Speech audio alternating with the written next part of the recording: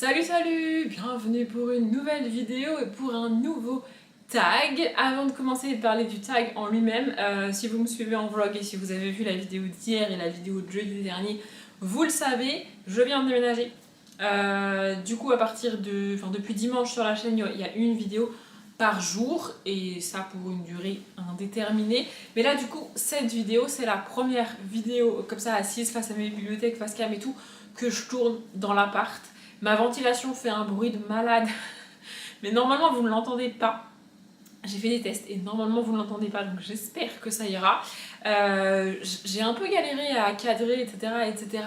En termes de luminosité, je suis pas fan, il va falloir que je m'habitue, il va falloir que je change ma manière de... Enfin mes horaires pour filmer les vidéos principalement, mais là il est important que je filme les vidéos si je veux que vous en ayez une par jour. Donc voilà, revenons-en au tag. Donc j'ai décidé de faire le tag Hannah Montana, vous n'avez pas pu passer à côté de ça. Le 24 mars, pour tout vous dire, à l'heure où je filme, j'ai pas encore ça. Je filme cette vidéo, on est le 23 mars. Et donc l'événement c'est le 24, les 20 ans d'Hannah Montana. Pour faire honneur à Hannah Montana, j'ai farfouillé dans tous mes cartons pour retrouver ma veste en jean. Alors pas ma veste en jean d'époque, on va pas se mentir. Mais voilà, je me suis dit t-shirt blanc, veste en jean, franchement je peux pas faire mieux pour les années 2000. Et pour Hannah Montana, elle a des looks avec beaucoup plus de paillettes et beaucoup plus de couleurs. Mais bon, ça reste quand même dans la thématique, je trouve. Voilà, Hannah Montana, moi j'ai regardé ça quand j'étais ado évidemment. C'était un peu mon rituel. Je me rappelle ça quand je rentrais du lycée. Il me semble que j'étais déjà au lycée. En fait, ce qui est cool, c'est qu'avec tous les déménagements que mes parents m'ont fait faire, je sais dans quelle maison j'étais. Et si j'étais dans cette maison-là, j'étais genre en 5e ou 4e, un truc comme ça.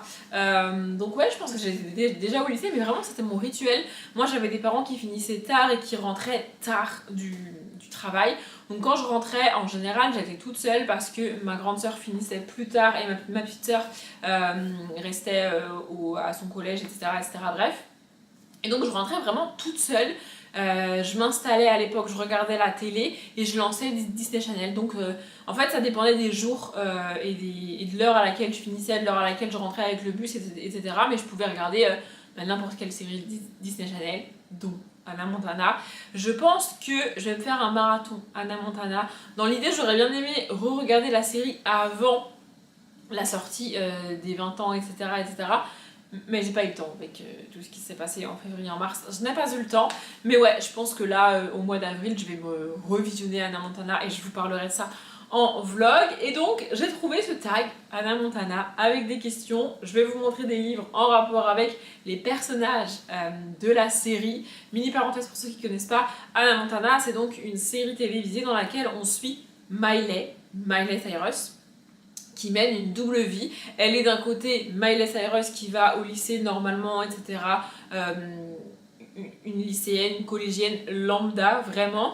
Et de l'autre côté, quand elle met sa perruque blonde, elle devient Hannah Montana, superstar aux États-Unis, qui fait des concerts que tout le monde adore, tout le monde connaît ses chansons. Voilà, elle a cette double vie, cette double facette, et voilà. Et donc Miley Cyrus, elle jouait sous son vrai nom à l'époque et elle est devenue une immense star aujourd'hui sous le nom de Miley Cyrus. Bref, on y va. Donc, le premier personnage c'est évidemment Miley. Du coup, il me semble que j'ai moi-même traduit les questions. Je vous avoue que j'ai fait ça il y a un moment, j'ai préparé ça il y a un moment.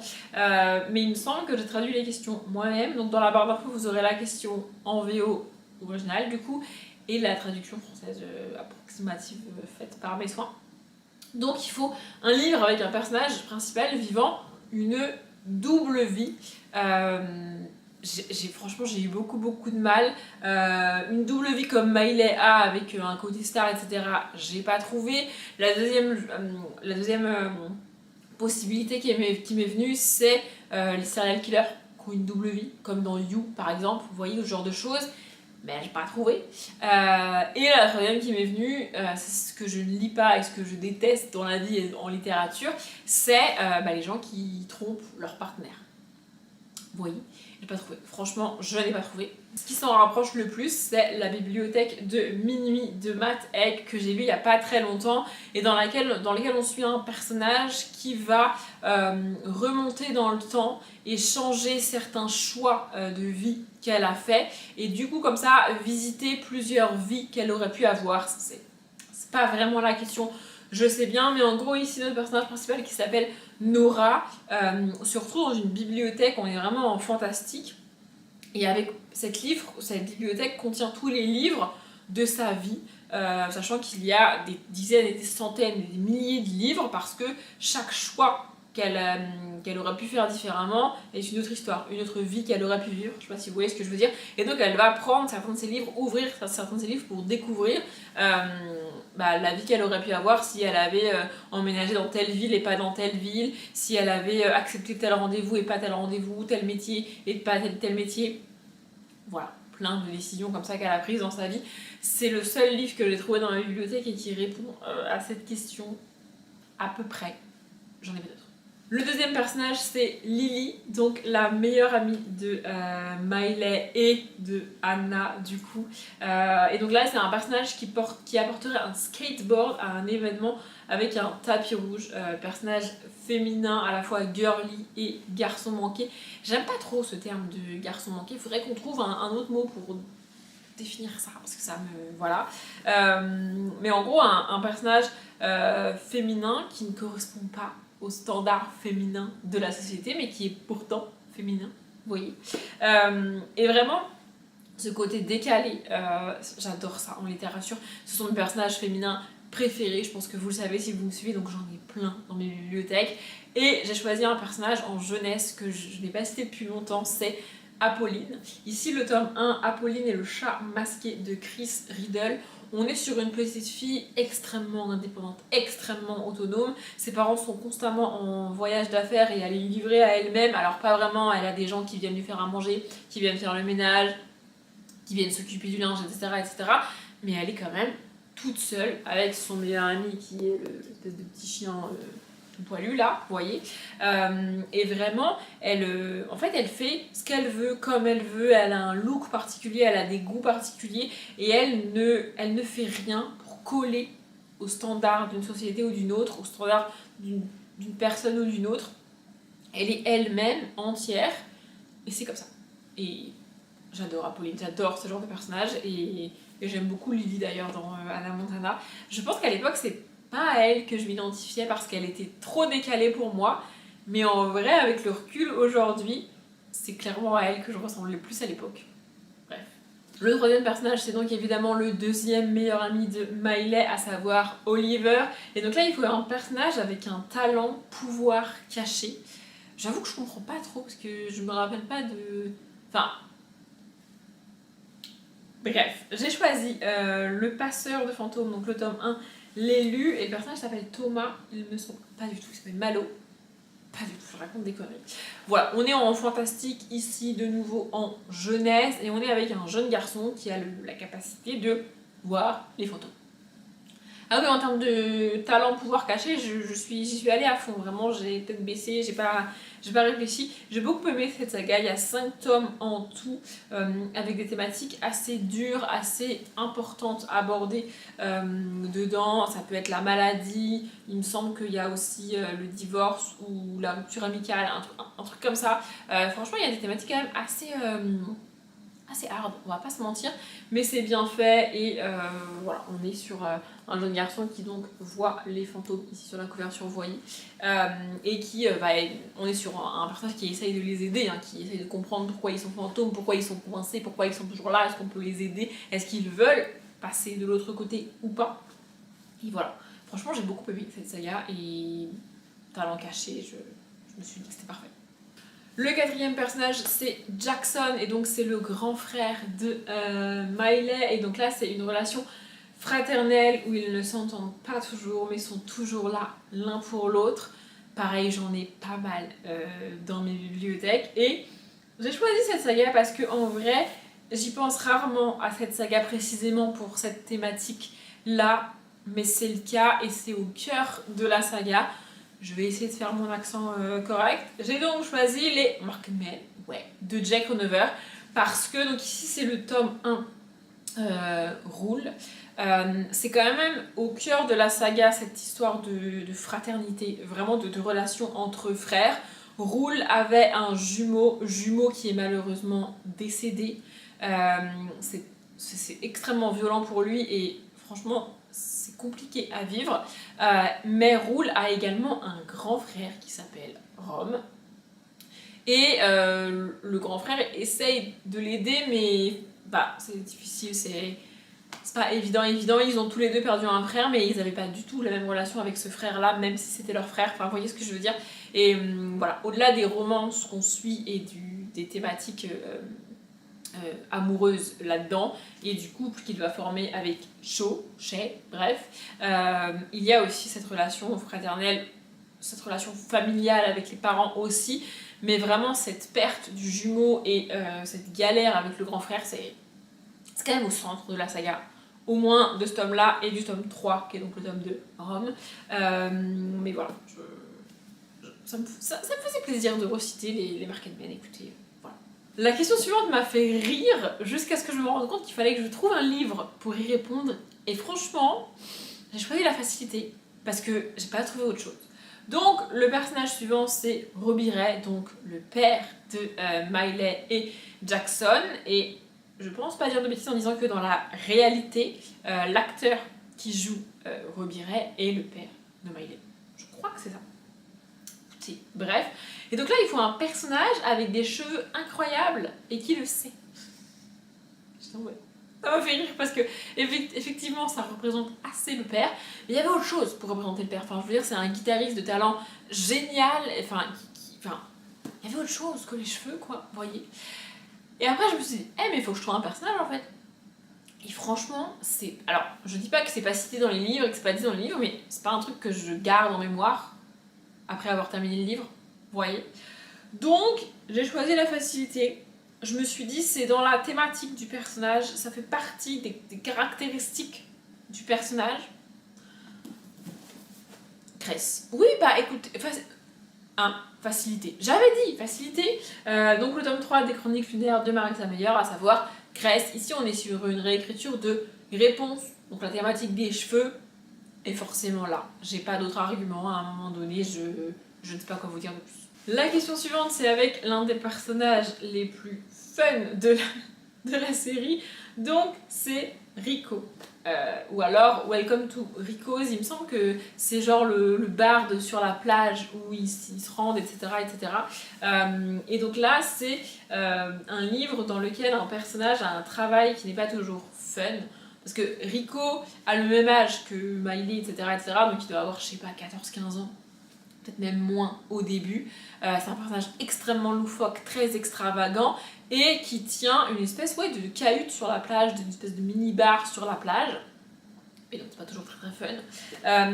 Pour le livre, j'ai choisi Younger de Pamela Renton-Satran. Ça a été adapté en série, et franchement j'avais beaucoup aimé le livre. J'ai aussi beaucoup aimé la série avec une autre star, Disney Channel d'ailleurs. Bref.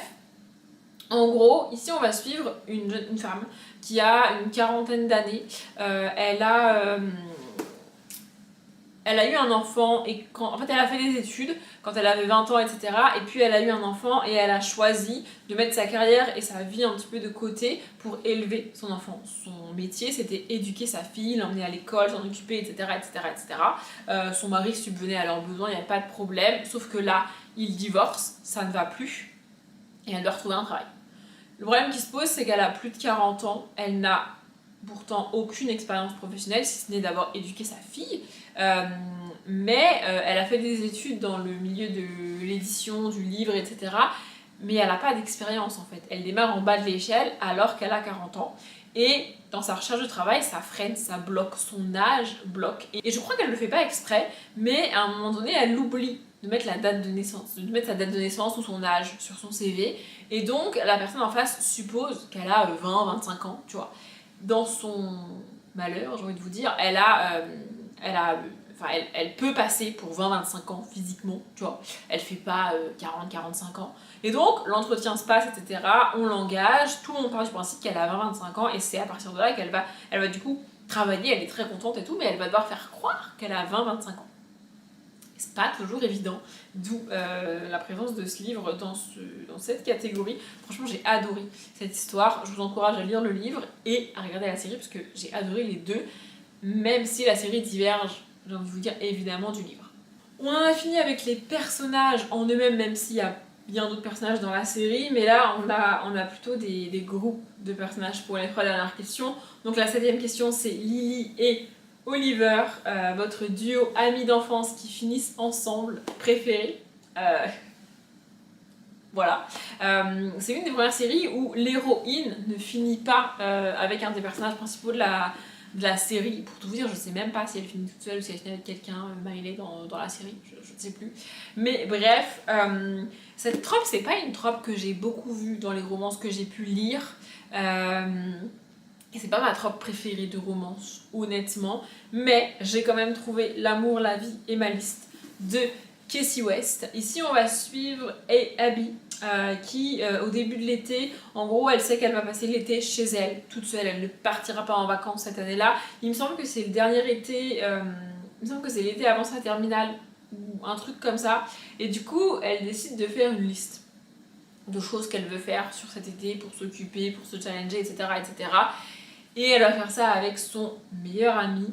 De notre point de vue, lecteur-lectrice, c'est assez évident que c'est réciproque, que les sentiments d'Abby pour son meilleur ami sont réciproques, mais pour elle, c'est pas du tout évident, elle ne s'en rend pas compte, et on les voit évoluer tous les deux, avoir cette peur du premier amour de l'adolescence, avoir en plus cette peur de gâcher l'amitié, Franchement, j'ai adoré suivre cette histoire, j'ai adoré les suivre là-dedans. Ça se passe l'été, donc si vous voulez l'acheter et lire pour cet été, franchement, n'hésitez pas, on est en plein dedans. Et voilà, c'est un été pour se découvrir, un été pour se voir grandir presque, avec cette relation de son meilleur ami, etc. Franchement, j'ai adoré, c'est un bonbon ce livre, et je vous le conseille. La 8ème question, je suis obligée de la dire en VO parce que moi j'ai regardé la série en VF, j'ai envie de vous dire évidemment, mais de mémoire, en VF, ils le disent aussi en anglais. Ils n'ont pas traduit ça dans la VF, donc c'est One in a Million. One in a Million, c'est un peu le mantra du trio Miley, Lily, Oliver. Il y avait une chance sur 1 million pour qu'ils se rencontrent et qu'ils forment ce trio et qu'ils soient toujours unis tous ensemble, tous les 3 en amitié, etc., etc. Donc vraiment, One in a Million, c'est dans mon souvenir en tout cas, One in a Million, c'est un truc qui répète dans chaque épisode, j'ai l'impression, voilà, c'est un peu leur mantra, leur signe d'amitié, je sais pas comment l'expliquer, mais vraiment c'est ça. Et donc la question est toute simple, c'est en l'honneur de Miley, Lily et Oliver, nommez votre livre préféré avec un trio d'amis. Alors évidemment, quand on dit trio d'amis, je pense que la plupart des gens ont en tête. Je ne vais pas le citer évidemment parce que je me suis dit que j'allais faire autre chose. Et je me suis rendu compte que des trios, il n'y en a pas tant que ça dans la littérature en vrai. J'ai pas tant trouvé que ça. À part si on parle de triangle amoureux, mais c'est pas le sens de la question. Du coup, franchement, j'ai un peu galéré. Et puis, je me suis dit que j'allais de nouveau me tourner vers la jeunesse, parce que c'est un peu mon joker sur la jeunesse quand j'arrive pas à trouver. Et donc, j'ai choisi Aurora, l'expédition fantastique. Donc ici, le tome 1 de Vashti Hardy. Il y a 3 tomes dans la saga. Et en gros, on suit Arthur et Maudie, qui sont jumeaux et qui sont très soudés l'un à l'autre, mais qui vont rencontrer une 3e personne et former un trio avec elle au cours de la saga, qui vont former... En gros, ils vont rencontrer un espèce de capitaine de bateau qui a leur âge, hein, évidemment, qui est un peu plus âgé, mais pas beaucoup. Eux, ils doivent avoir peut-être 12-13 ans, et elle... Harriet, il me semble qu'elle s'appelle, c'est pas marqué derrière, mais il me semble qu'elle s'appelle Harriet. Elle doit avoir genre 16-17 ans ou 15-16 ans, et elle est capitaine de bateau. On est en steampunk quasiment, donc on parle plutôt de dirigeable. Quand je dis bateau, c'est plutôt dirigeable, vous voyez. Et voilà, ils vont vraiment former un trio tous les 3 sur le bateau, réfléchir aux expéditions, gérer les expéditions. Vraiment, c'est eux qui font tout. On est en jeunesse, en fantastique pur, et ils vivent des aventures tous les 3. Franchement, j'ai adoré les suivre là-dedans, et on n'a pas que cette relation fraternelle, on a aussi cette relation avec Harriet qui se noue au fil du temps, et il y a des choses que Arthur et Maudie vont dire à Harriet et pas forcément se dire l'un à l'autre. voyez, franchement j'ai adoré cette saga et ça me faisait plaisir en fait de reciter Aurora, d'en reparler ici et j'avais envie donc voilà. Pardon, je m'interromps moi-même. Oui, je sais, on n'est pas le même jour, c'est pas le même cadrage, je suis pas habillée pareil, j'ai juste remis la veste en jean histoire de continuer à faire honneur à Hannah Montana. Mais je suis en train de faire le montage de cette vidéo et je me suis rendu compte que j'avais totalement oublié la question 9. Et j'ai oublié la question 9 parce qu'au moment où j'ai filmé la vidéo, je n'avais pas le livre de la question 9. Mais entre temps, je l'ai retrouvé. Et puis du coup, je me suis dit que j'allais vous faire la question 9 maintenant parce qu'il faut quand même faire toutes les questions du tag. Vous voyez? Donc, question 9, Cheese Jerky, un livre présentant une invention ou un plan que vous ne pensiez pas fonctionner, mais qui fonctionne. Alors, j'avais pas la ref de truc j'avais pas la ref de cette question, vraiment. J'ai été la voir et c'est un délire entre Jackson et Oliver qui invente un espèce de fromage bizarre. Écoutez, je ne sais pas. Mais bref, en tout cas, j'ai trouvé et c'est un livre que j'avais abandonné. C'est pour ça que je m'étais dit c'est pas grave si je l'ai pas au moment de vous le présenter. Je l'ai abandonné mais je l'ai encore puisque je ne l'ai pas encore vendu. Et donc c'est La Maison des Secrets, le tome 3. À un moment donné, le personnage principal doit faire une espèce de mixture, une espèce de potion, sauf qu'elle n'a absolument pas les bons ingrédients pour le faire. Donc j'étais en mode, elle va faire n'importe quoi, ça va faire boum, ça va être un carnage. Et pas du tout. Ça fonctionne. Vraiment. Elle n'a pas les bons ingrédients, mais elle arrive à faire la bonne recette. C'est une des raisons qui m'a fait abandonner le livre, mais ça répond parfaitement à la question. Franchement, j'étais persuadée qu'elle allait se vautrer, que ça allait exploser de partout, que ça allait être un carnage, et pas du tout. Ça fonctionne super bien. Voilà pour la question 9. Du coup, je vous laisse avec la moi du passé pour la fin de cette vidéo. La 10e question, je suis pas sûre, mais j'ai l'impression que ça fait référence à une des musiques. Parce qu'évidemment, on a des musiques dans Hannah Montana. Je suis pas sûre, mais en fait, en français, ça me dit rien, mais Wherever I Go, je sais pas, ça. Bref, donc partout où je vais, partout où j'irai. Une série qui vous a brisé le cœur quand elle s'est terminée, mais dans le bon sens. Il y en a plein. Évidemment, il y a plein de séries où j'ai fini la série en larmes, en mode c'est la fin, c'est fini, je suis dégoûtée, je n'ai plus rien à découvrir avec ces personnages-là. Et en même temps, c'est une belle fin, c'est une chouette fin, je suis contente que ça finisse comme ça. Vous voyez, j'en ai choisi une dont je vous ai déjà parlé 10, 15, 20, 30 fois, mais j'avais envie. Donc c'est Charlie Davidson, ici le tome 1, première tombe sur la droite de Darida Jones. J'adore Charlie. Vraiment, c'est un des personnages qui m'a aidé à me construire en tant que jeune adulte, je dirais. Qui m'a appris beaucoup de choses, qui m'a montré beaucoup de choses, qui m'a fait réaliser beaucoup de choses. Et dire adieu à Charlie, ça a été vraiment difficile. Et ce qui me fait citer cette série, c'est que je peux toujours relire les livres. Le problème de la saga, c'est qu'il y a 13 tomes, il me semble. Et que relire 13 tomes, c'est beaucoup, c'est long. J'ai plein d'autres livres que j'aimerais découvrir, plein d'autres sagas que j'aimerais commencer, que j'aimerais terminer, que j'aimerais avancer, etc. Et prendre le temps de relire 13 tomes, c'est énorme quand même. Donc je ne pense pas, malheureusement, relire Charlie un jour. Mais peut-être, qui sait. Bref, en tout cas, vraiment, refermer la dernière page du dernier tome de la saga, ça a été... ça a été plein d'émotions positives, mais un peu triste quand même. Un peu de nostalgie, j'avoue. J'en ai fini avec ce tag, comme à chaque fois je vous invite évidemment à répondre à ces questions en commentaire si ça vous dit. Et vu que vous aurez déjà eu l'épisode, les 20 ans, tout ça et tout ça, n'hésitez pas à m'en parler, à me dire ce que vous en avez pensé, si vous l'avez regardé, si vous savez de quoi je parle, ou si vous avez réussi à passer à côté de cet événement majeur. Mais vraiment me dire que Hannah Montana, la série, à 20 ans, waouh! Ça veut dire que quand elle a commencé, j'avais 12 ans. Et ça a duré un petit moment parce que je vous dis, je me rappelle que quand je rentrais du lycée, je regardais. Alors après, peut-être que la série était terminée, mais que Disney Channel continuait à passer les épisodes. C'est possible.